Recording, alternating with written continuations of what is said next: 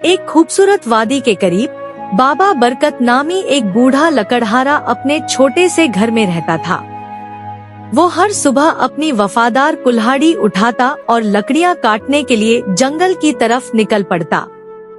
बाबा बरकत का एक छोटा बेटा था, कासिम, जो अपनी किताबों से बहुत प्यार करता था।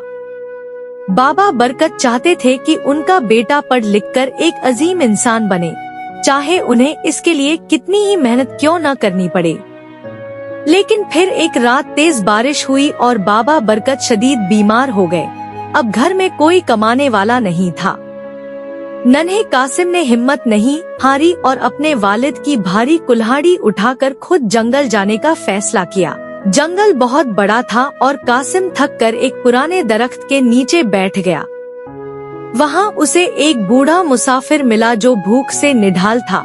कासिम ने अपनी आखिरी रोटी उसे दे दी।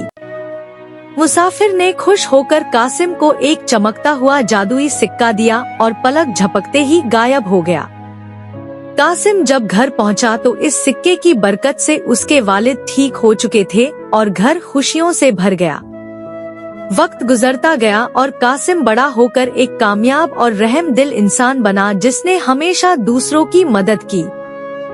सच है कि दूसरों की मदद करने वालों की अल्लाह खुद मदद फरमाता है और सब्र का फल हमेशा मीठा होता है। ऐसी अमेजिंग कहानियाँ सुनने के लिए हमारे चैनल नूर हदीस को सब्सक्राइब करें। वीडियो को लाइक और बेल आइकन के बटन को भी दबा दें और अपने दोस्तों तक शेयर करें। अगर ये वीडियो आपको पसंद आई हो तो कमेंट में अल्लाह लाजमी लिखें।